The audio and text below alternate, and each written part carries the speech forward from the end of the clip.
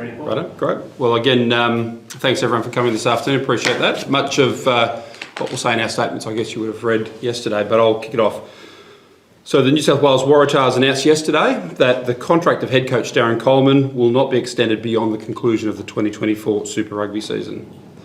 Darren joined the New South Wales Waratahs as head coach in 2021, and during his tenure, Darren brought a deep connection to rugby in New South Wales, especially the Shute Shield, an amazing passion for the game and a dedication to the team.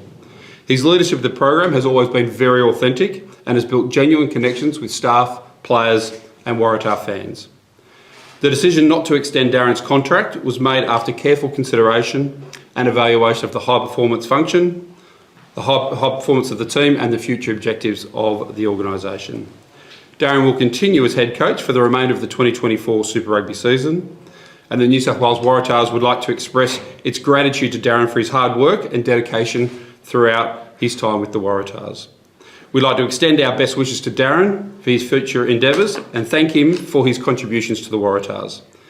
A comprehensive process to identify and appoint a new head coach will commence immediately. You ready, Darren? Thanks, mate. Thanks, Paul. I wrote a few things down for this one. I think it's important to have a strong emotional connection to your job. For me, this is more than a job. It becomes all-encompassing and sometimes, unfortunately, to the detriment of other things in your life. But at the moment, I'm feeling six strong emotions, and I reckon if I go through them, it'll help probably answer most of your questions as well. I'm appreciative. I'm very appreciative to the organisation, the opportunity of giving me to be the head coach of this great state.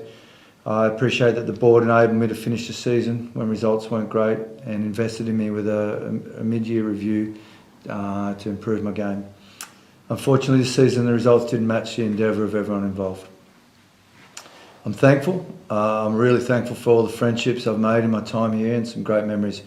The staff and players I've met and worked with in this 3-year period, many I'll call friends for life. I'm also thankful that I get to move on to another organisation, project and start that mateship process with a new bunch of friends again.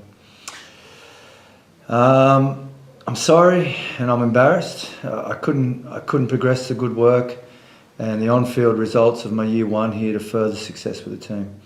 I feel especially bad I couldn't deliver for all the passionate and loyal Tars fans and supporters. The ones that jump on and off from time to time and prefer to be negative, I'm not so sad to see the back end of them.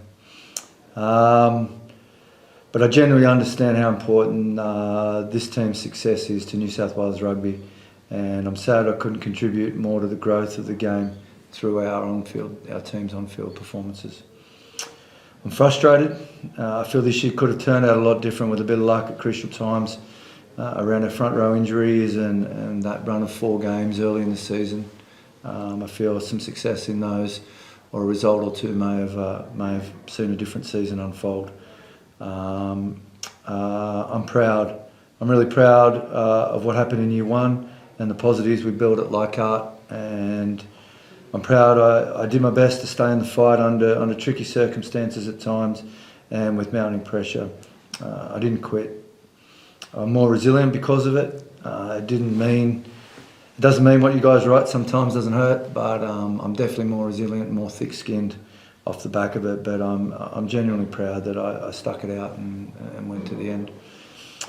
And lastly, I'm motivated. I'm motivated to reflect, to learn and improve from this experience, and to continue to enjoy the fruits of this great sport. I already can't wait to take what I've learnt from this gig and rip into my next project.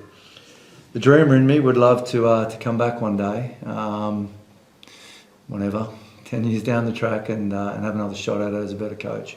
And lastly, I'm motivated. I want to finish well here. We're sitting in a horrible position on the ladder, which I want to rectify. I want to win our last 2 games and get up a few spots on that ladder and have all the staff and players that are here leave with a smile on their face and on a positive note after what's been a disappointing season. Questions from anybody else? So Darren, you go through those emotions and whatnot. Given you spoke of the injuries and the close losses. You're probably the first Waratahs coach to beat the Crusaders 3 times to be shown the door. I mean, do you feel a bit stiff at all? Oh, no. Stiff in where we're sitting on the ladder or stiff in the outcome? Hardly done by the, you haven't got another crack? Oh, no. It's just like me with players, mate. You got to make a decision at some time. There's players that could feel hard done by selections, but you got to take, as I do when I select a player, you take everything into consideration. You make the best decision for the team, and I feel the board and the organisation have taken everything on board, and they've made the best decision. There's definitely no bad blood from my end. I'm not slinging and throwing any rocks on the way out. As I said, I'm just really appreciative I got the opportunity, and sorry I couldn't do better. Darren, it speaks a lot to your character that you're here today and speaking about it, and also coaching the last 2 games of the season. Is it tough to continue on being so disappointed that you won't be here next year? Actually today felt it was a bit of a relief, to be honest. Around, because had been hanging around for a bit whether I was going to stay or not. So to get that out of the way, and it was disappointing. Like Saturday night in Perth, this was a performance no one's proud of. So that really hurt. But we had a really good chat today as a team, and everyone's on the same page. We really want to finish strong. And it's not just for me. There's a lot of other my staff. I feel I've let them down because there's uncertainty now around their future. And there's a lot of really good Waratah players that this could be their last year. Some we know are moving on, some are unsure. So yeah, I'm only Johnny come lately. I've only been here 3 years. There's a lot of good guys here that after today, I'm glad we get this out of the way, and I just want to make sure I finish strong and we celebrate those good Waratah boys that'll be leaving over the next few weeks. Early on, before it even made kids off, it was kind of said that you would only have 4 or 5 weeks to prove yourself. Do you feel like the background noise, the idea that maybe in the open month or 2 you had to win a certain amount of games, could that impact in the season and the result you did that? No, I don't think so. No, I didn't coach any better or any worse because of that. I was always giving my best. So no, I don't think that impacted. For anything, I guess it showed we didn't do well in the first 4 weeks. I think we're 1 and 3. So I guess the board, I have a feeling that they wanted to keep me. I just me and the team needed to perform. And so they stretched it out to the mid-year review, and we still weren't going well, and they gave me some feedback and another shot, and then we still weren't going well. So no hard feelings. They gave me 3 chances, not 1. Paul, you talked about the recruitment process for next coach will start immediately. Has it already started? Hello. Well, it started once the board made the decision, then we started that process. So, yeah, nothing beforehand. As I said to Darren, one of the nicest things about working with Darren is that we've had a fantastic relationship, been honest and truthful the whole way through the journey. And so I've not been out there at all undermining that work. Once the board made the decision, I then relayed that information to Darren, then we start that process. And Michael Check is an obvious sort of candidate. Has he reached out to you at all? Or No, I haven't spoken to Michael this time around, so no, not as yet. But someone you'd like to have here? Look, I think I'm not going to put names on it today because there's been plenty of people. I don't want to necessarily suggest that there's one ahead of the other. So, yeah, we'd be open to all incumbents. Paul, what changed in the last couple of weeks from making a call after the season to the position we're in today? Now, look, I think you'll get the genuine sense today about how I'll use the word twice, genuine the process has been. We're very comfortable with what we've done. We're very comfortable with the way in which we've engaged with Darren along. So I don't think it's a matter of saying something's changed. I think this was just building upon it, provide an opportunity for Darren to react to some of the feedback we gave. And I think why have we waited, or why we brought that decision forward for 2 weeks? Essentially, I think it was a conversation between Darren and myself that sort of said, look, it'd be nice to know now and provide certainty, whether that's certainty for Darren, whether that's certainty for players, or whether that's certainty for the organisation. We were in a position where we had enough information to be able to make that call. So I wouldn't suggest anything's changed. I just suggest we got to a point where we could feel comfortable in making that call.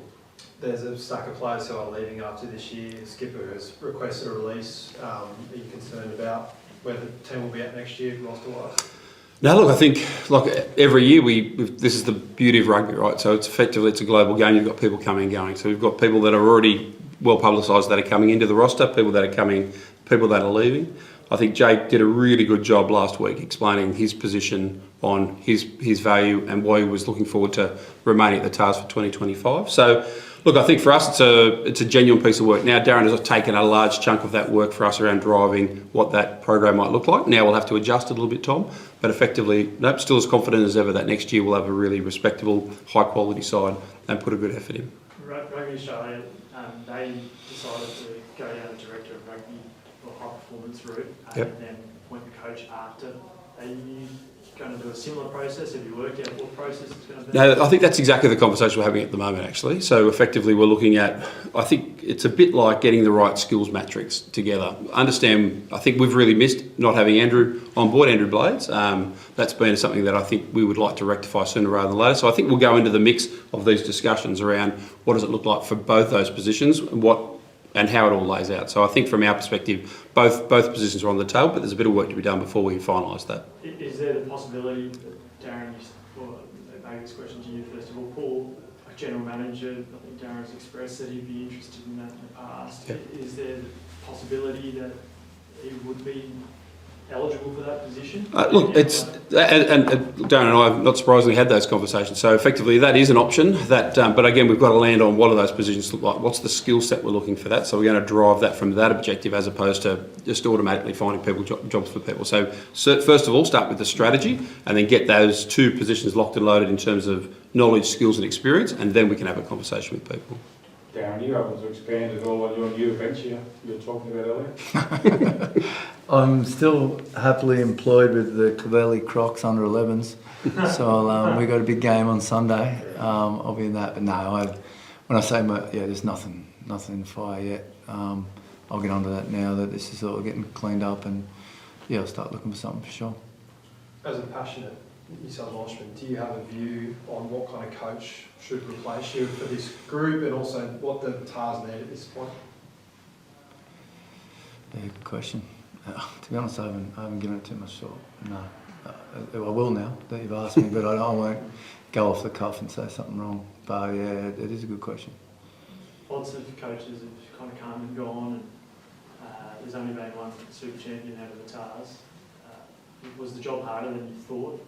And what would you have done if you were starting over again? What would you have done differently? It's a job harder than I thought. It got in. Yeah, I got to admit, like the outside noise, mate, was harder than I expected. Yeah, I tried to. I'm probably not thick-skinned enough. I tried to drown that out as much as I could, but over time, that does get at you a bit. So that aspect was definitely harder. I probably got a false dawn with the year one, like wins. No pun intended. Wins came pretty easy early on, and what's hit home this year is the fine margins in the higher levels of the game, and I appreciate the front row a lot more than I used to. I didn't think I did much before, but what would I do different? Oh, there's heaps I'd do different. But yeah, I've had some feedback on that, and I'd do a few things different, but I think what I'm proud of is I just still came out me at the end. Like it'll always, although the end's a bit sour and sad, but when I reflect and emotion goes out of it, I'll look back and it'll be an amazing 3 years of my life. Paul, is there a timeline in place where you want to sort of wrap up who sort of comes and replaces Darren, considering you still have recruitment to do and a bunch of other things as well? Look, I think not necessarily a clear time frame, except to say that we'd like it done sooner rather than later. Given the fact that I've just said we're only just starting the process now, I am acutely conscious that the downward pressure is already there. So making a decision around who would be the head coach and the discussion around GM is important, but so too is assistant coaches and what their role looks like, and all across the staff of the high performance. That will cascade down. So the sooner we can get into head coach, the sooner we'll be able to start making decisions about those other things. So I think the long and short of it is just as quickly as we can, but we need to spend time to make sure we get the right person. Darren, I was going to ask in the statement that you prepared earlier, you spoke about the emotions of it, and you said you spoke of embarrassment and an apology. Like, is that genuinely your forefront feeling? Can you take stock of the achievements you've had along the way as well? Yeah, it's one of a few emotions. Yeah. We spoke about it as a team. Like we're not proud of where we're sitting on the ladder. Like, I talked to my boy last night, and yeah, it just hurts rugby in general when the Waratahs aren't doing well, and I was in charge of that. So yeah, I am embarrassed about that, definitely. Ken, you're a product of the Shoot Shield. You've also spent time in that NRC space. Can you make that leap from Shoot Shield to Super Rugby? Is that something that you don't necessarily have to travel around the world? Are there homegrown coaches here you think that are capable of jumping in? Yeah, I definitely think you can. And I felt I did a good fist of it early. I think the head coach position at an organisation as big as this is less about the on-field and more about the man management and the stakeholder relationships. So that'd be the biggest gap for a Shoot Shield coach jumping up. What you do on the footy field, like it's 10% of variation. Like I think there's so many smart Shoot Shield football coaches around that would have the tactical and technical knowledge. It would be easier from within, as in a natural progression potentially would be Shoot Shield, being an assistant to really get a feel for the ins and outs of Super Rugby before you stepped up. But it's not unachievable. Paul, moving on to head coach, players moving on, does this signify a wider overhaul that needs to happen in the Waratahs to get back to those levels in 2014 and bring premierships back in New South Wales? No, look, I think we're obviously looking for a bit of a reset. That's for sure. But is it a massive overhaul? I'd suggest there are things we need to do and do differently. We start with the head coach and then work through that. I think if we take the injuries as a good example this year, standard practice for us is always going and doing a deep dive on what that looks like. So there'll be lessons learnt that come out of that. Why the front row and not other areas? We've had such a good run, have we, in other parts of the team that haven't had the soft tissue injury. So I guess from our perspective, we're on this journey of continuous improvement, if you like. It sounds a bit sort of wanky, if you like, but effectively that's the journey that all Super Rugby clubs are on, and all clubs are on. You're trying to think about what would you do differently. Head coach will be a starting position for us, but so too will be looking at all the other staff and what the other things have done. We've been very fortunate here. We've invested heavily on players, player development, a magnificent facility. So it's a continual work on every year. We're trying to do something a bit different. So what does that look like yet? We're very heavily focused on just trying to have a bounce back for the next 2 weeks, and then we'll really spend a bit of quality time and work out what that looks like. How did the players take the news, Darren? Did you speak to them? Did you feel like they had your back? And how was that process? Like you've worked very closely with the last few years. Yeah, it was a staggered process. Paul spoke to him yesterday afternoon, and then I had a yarn with him this morning. A lot of them text last night, most of them, so that was pretty cool. It made me feel pretty good. But also I feel like it wasn't out of the blue. Like everyone, with the review going on and then where we're sitting on the ladder, you didn't have to be Einstein to figure out that there may be changes. So it wasn't like it was a mad shock for the lads, I wouldn't have thought.